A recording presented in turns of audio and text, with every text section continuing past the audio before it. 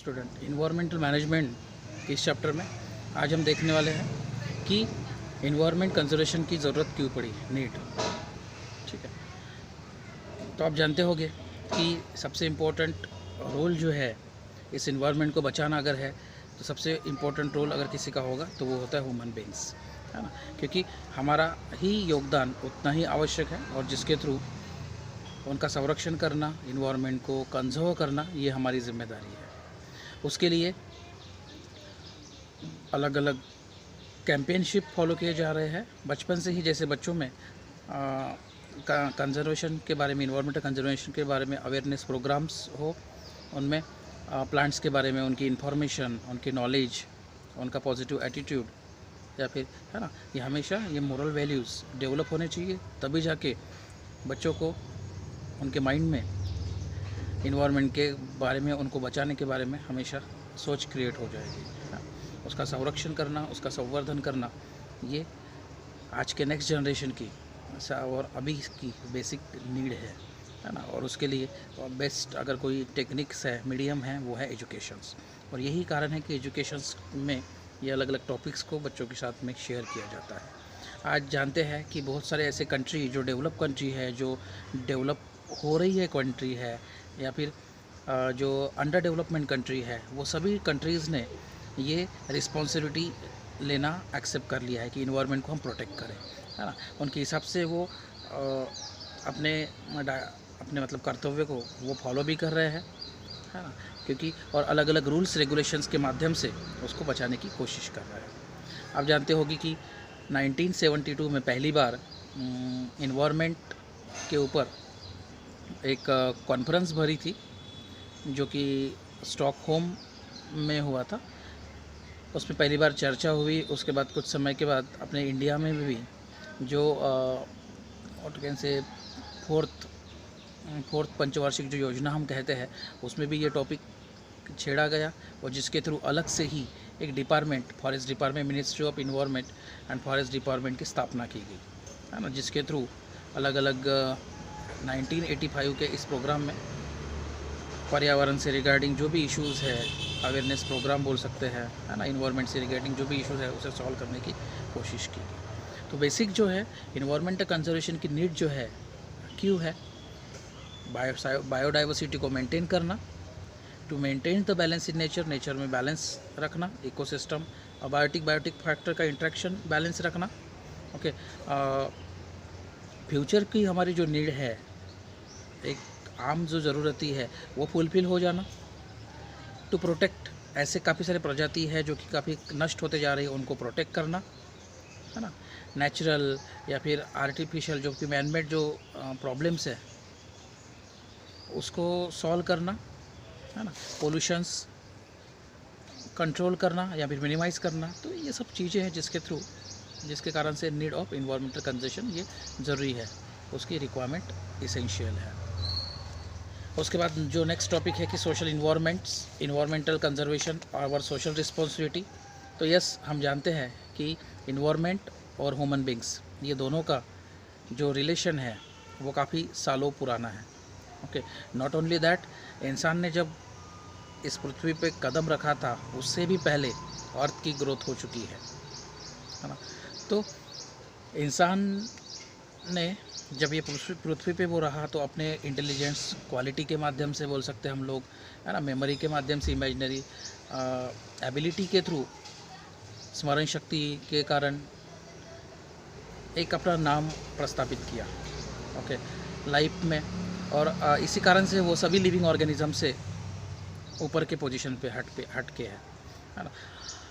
और इसी आधार पे, इसी क्वालिटीज़ के कारण से उन्होंने पूरे पृथ्वी पे राज किया बोल सकते हैं हम लोग, है ना। क्योंकि सभी लिविंग ऑर्गेनिज्म के कंपेयर से उसका अपना एक योगदान है। और अपने क्वालिटीज़ के कारण उन्होंने पूरे जितने भी नेचुरल रिसोर्सेस है, जितने भी साधन संपत्ति है पृथ्वी पे, पानी हो सकता है, जल हो सकता है ना, अर्थ है, फॉरेस्ट है, तो सभी का उसने सही मायने में उपयोग कर लिया, और जिसके कारण से वो उसने अपना लाइफ सुखी बना लिया। लेकिन ये करते करते कई हद, एक लिमिट तक ये सही था, लेकिन आज की सिचुएशन अगर देखेंगे तो जो भी आज प्रॉब्लम्स क्रिएट हो रहे हैं ये इट में भी द पोल्यूशंस, इट में भी द इंडस्ट्रियलाइजेशन, इसमें भी द, है ना। तो ये सभी प्रॉब्लम्स खुद इंसान ने ही क्रिएट किए हुए हैं। तो आज इंसान खुद के स्वार्थ के लिए आज इन्वायरमेंट को नष्ट करने के पीछे है। इन्वायरमेंट में जो बैलेंस होना चाहिए वो बैलेंस आज अनबैलेंस, डिस्टर्ब हो चुका है ना। और इस कारण से इन्वायरमेंटल कंजर्वेशन ये अगर रिस्पॉन्सिबिलिटी अगर किसी की है तो पूरी तरह से ह्यूमन बींग्स की है ना। क्योंकि वही नेचर को, उसने अगर नेचर को बिगाड़ने का अगर काम किया है तो वही नेचर को संभालने का या फिर बैलेंस करने का काम कर सकता है ना। तो आप जानते हो आज बहुत सारे अलग अलग एक्ट्स बने हुए हैं, अलग अलग एक्ट्स के थ्रू ये कोशिश की जाती है, लॉज बनाए गए हैं, है ना। जिसमें फॉरेस्ट कंजर्वेशन एक्ट आपको पता होगा 1980 ये एक्ट है, जिसके थ्रू वहाँ की जो जगह जो होती है फॉरेस्ट से रिगार्डिंग जो लैंड है जो फॉरेस्ट से रिजर्व है, ठीक है, वो लैंड के ऊपर कोई भी दूसरी चीज़ मतलब दूसरा कब्जा नहीं कर सकता है या फिर दूसरे काम नहीं कर सकते, पूरी तरह से फॉरेस्ट के रिजर्व है। अगर ऐसा कोई करता है तो उसको 15 साल की जेल हो सकती है। 1986 में जो एक्ट है वो पर्यावरण इन कंजर्वेशन एक्ट, इन्वायरमेंट एक्ट 1986 में गया हुआ है। उसके थ्रू कि अगर कोई जैसे ये है इंडस्ट्री है, उसके बाद बड़े बड़े बिजनेस है, उसके थ्रू काफ़ी सारा पोल्यूशन जनरेट होता है ना। तो वो पोल्यूशंस को एक सही मायने में ज़्यादा पैमाने में अगर बढ़ता है तो उसके ऊपर भी कार्रवाई की जाएगी। नियर बाय वो जो रूल्स रेगुलेशंस बने हैं इंडस्ट्री के, उससे अगर अगेंस्ट में अगर कुछ होता है तो उसको 5 साल की सज़ा या फिर 1 लाख तक के जुर्माना हो सकता है। उसके अलावा भी काफ़ी सारे एक्ट्स है स्टूडेंट, अगर आप जानते हो तो ध्वनि पोल्यूशन मतलब साउंड पोल्यूशंस एक्ट है जो 2000 में बनाया गया। उसके बाद इलेक्ट्रॉनिक वेस्ट ये भी एक्ट है जो कि 2011 में बनाया गया। 1972 ये जो एक्ट है ये रिगार्डिंग हम बोल सकते हैं कि वाइल्ड लाइफ प्रोटेक्शन के ऊपर बेस्ड है, जिसमें अलग अलग 3 आर्टिकल्स है 49A, 49B और 49C। 49A, B, C के माध्यम से ये पूरी तरह से कि जैसे तस्करी हम लोग बोलते हैं ना, एनिमल्स को बेचा जाता है, उनको मारा जाता है, मारने के ऊपर उनके जो ऑर्गन्स है, हाथी के दांत बोल सकते हैं या फिर उनकी जो स्किन है, शेर को मारा जाता है, उनके स्किन का व्यापार किया जाता है, बेचा जाता है, या फिर गवर्नमेंट उनके पास अगर कोई स्टॉक भी है तो वो डिक्लेयर नहीं करते हैं रिगार्डिंग इस तरह से। तो ये सब चीज़ें 1972 के एक्ट में आती है। तो ये अगर ऐसा कोई करता है तो 49A, B, C के माध्यम से उसके ऊपर कार्रवाई हो सकती है ना। ऐसे अलग अलग रूल्स रेगुलेशंस इसलिए बनाए गए हैं क्योंकि इंसान केवल पनिशमेंट के माध्यम से ही या फिर what you can say rules के माध्यम से ही वो डरता है। इस कारण से ये गवर्नमेंट को भी इस तरह से स्टेप्स लेना पड़ता है ना। ठीक है, यहाँ आप लोगों को मैं चिपको मूवमेंट्स के बारे में थोड़ा सा बता दूँ। ये चिपको मूवमेंट्स अगर आपको पता होगा, आपको आ भी सकता है, इस टाइप के क्वेश्चन कई बार पूछते हैं चिपको मूवमेंट्स के बारे में। तो चिपको मूवमेंट्स ये राजस्थान में हुई हुई घटना है। राजस्थान आप जानते हो, राजस्थान में जोधपुर नाम का एक गांव है, वहाँ खेजरेली जोधपुर में खेजरेली बोल के एक गांव है, वहाँ ये इंसिडेंट्स हुआ था। वहाँ के जो राजा थे उन्होंने अपना खुद का घर बांधने के लिए बिश्नोई नाम का एक समुदाय था, सोसाइटी थी वहाँ, वो जहाँ काफ़ी जंगल एरिया था वहाँ वो रहते थे। पीपल लोग, गरीब पीपल रहते थे, वो उनका पूरा जो व्हाट वी कैन से जो भी रोज़गार वगैरह है, जो भी पूरे नीड्स है उन्हीं के जंगल में पूरी होती थी, वही जंगल में।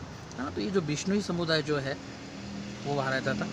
तो वहाँ के जो राजा थे, एक बार उनको खुद का पैलेस बनाना था, जिसके थ्रू उन्होंने आदेश दिया कि वहाँ वो उस गांव में जाके, खेजरेली गांव में जाके वहाँ से वो सब झाड़ को तोड़िए। लेकिन ऐसे ये चीज़ ये बात जब उनको पता चली तो सभी लोग उस झाड़ को तोड़ने के अपोज में थे और उन सभी ने उस झाड़ को बचाने के लिए काफ़ी आंदोलन किया। ओके, और वो आंदोलन काफ़ी हद में धीरे धीरे बढ़ता गया और नियर बाय 3 आदमी से शुरू हुआ वो ये आंदोलन, ये 350 से ज़्यादा लोग में वो परिवर्तन हो गया, है ना। और लास्ट में लोगों के अपोजिशन के कारण या फिर उनके यूनिटी के कारण उस राजा को रुकना पड़ा, है ना। और बाद में ये जब बात जोधपुर के महाराजा उदय सिंह को पता चली तो उन्होंने पूरी तरह से उनका जो ये सब चीज़ें सुनी कि उनको प्लांट्स के, उनको झाड़ के प्रति कितना स्नेह है या फिर, है ना, तो उनके कारण से पूरी तरह से रूल्स बनाया गया राजा के थ्रू कि इसके बाद कोई भी झाड़ को काटेगा नहीं, या फिर वहाँ के जो लिविंग ऑर्गेनिजम्स है, एनिमल्स वगैरह है, उनको कोई भी हाथ नहीं लगाया, मतलब उनको प्रोटेक्ट रखेगा। तो इस तरह से ये मूवमेंट चिपको मूवमेंट्स के नाम से जानी जाती है। ऐसी ही मूवमेंट्स उत्तर प्रदेश में भी 20वीं शताब्दी में हुई थी। वहाँ भी इस तरह से कोई झाड़ को काटने के लिए जब आए थे वो लोग, तो पूरी तरह से झाड़ों को उन लोगों ने पकड़ के, मतलब जैसे अपने बच्चों को माँ बाप पकड़ लेते हैं, वैसे ही उस झाड़ को, प्लांट्स को उन लोगों ने पकड़ लिया था, मतलब उसको पकड़ के चिपक गए थे, जिस कारण से उनके यूनिटी और उनके what can say you plants के प्रति स्नेह या फिर उनका आंदोलन इतना तीव्र था, जिसके थ्रू गवर्नमेंट्स को उनके वो जो एक्शंस के अपोज में जाना पड़ा, और डेफिनेटली बाद में उस मूवमेंट्स को सक्सेसफुल हुआ, क्योंकि वही मूवमेंट उनके व्हाट कैन से प्लांट्स को रुकाने के लिए या फिर जंगल को सुरक्षित करने के लिए वो मूवमेंट एक योगदान रही है ना। तो ऐसे ये चिपको मूवमेंट्स के कारण हमें प्रेरणा मिलती है, और प्रेरणा मिलने से यस किस तरह से इन्वायरमेंट को कंजर्व किया जाएगा, ये सीख भी इस स्टोरी से हमें मिलती है। ठीक है स्टूडेंट, तो आज के लिए इतना ही। नेक्स्ट क्लास में हम मिलेंगे एक नेक्स्ट टॉपिक के साथ। तब तक के लिए stay at home. Thank you.